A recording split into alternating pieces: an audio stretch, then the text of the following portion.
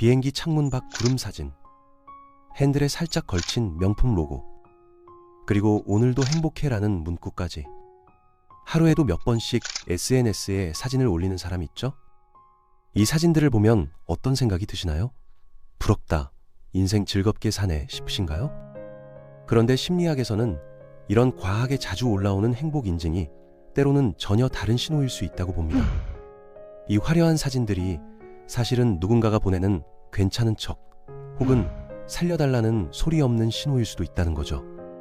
겉으로는 가장 자신감 넘쳐 보이는데 실제로는 왜 가장 불안해하고 있는지, 오늘은 하루에도 여러 번 사진을 올리는 사람들의 심리, 그 이면을 파헤쳐 보겠습니다.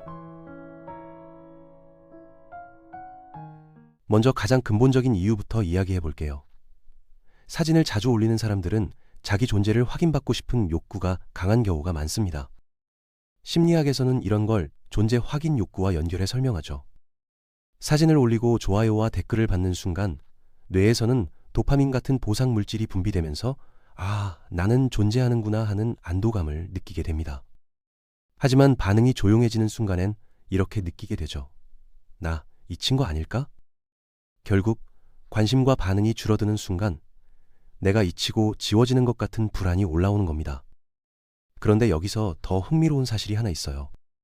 사람들은 기분이 좋을 때보다 기분이 나쁠 때 오히려 SNS를 더 자주 들여다보고 게시물을 올리는 경향이 있다는 겁니다.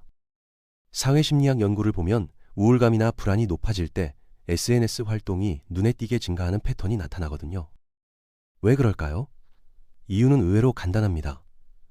사진 한 장 올리고 좋아요 몇 개만 받아도 감정이 잠깐 안정되는 느낌이 들기 때문입니다. 하지만 문제는 그게 진짜 해결이 아니라 덮어두는 것이라는 점입니다. 사진을 올린다고 불안이 사라지는 건 아니죠. 그저 잠깐 잊게 해주는 겁니다. 그러다 보면 SNS는 어느 순간 감정 조절 도구가 되어버리고 사람은 점점 그 반응에 의존하게 됩니다.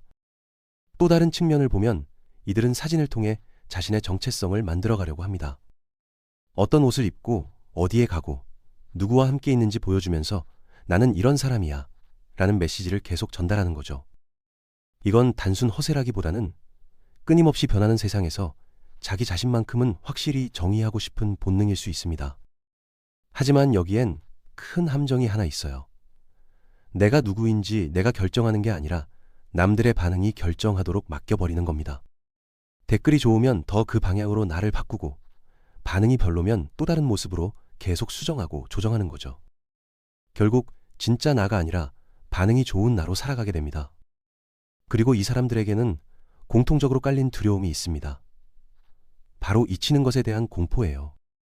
며칠만 게시물을 안 올려도 사람들이 자기를 잊을 것 같고 다른 누군가에게 관심이 옮겨갈 것 같은 불안감이 몰려옵니다. 인간은 본능적으로 집단에 속하고 싶어 하고 그 안에서 존재감을 확인하려고 하죠. SNS는 이 욕구를 가장 쉽고 빠르게 채워주는 방법처럼 보이지만 실제로는 끝없는 경쟁의 장이 되어버립니다. 그리고 경쟁이 시작되면 사람들은 더 불안해지고 더 자주 올리게 됩니다. 여기서 더 깊이 들어가면 사회적 비교라는 강력한 심리 기제가 작동합니다. 자주 게시하는 사람들은 다른 사람들과 자신을 끊임없이 비교하게 되죠.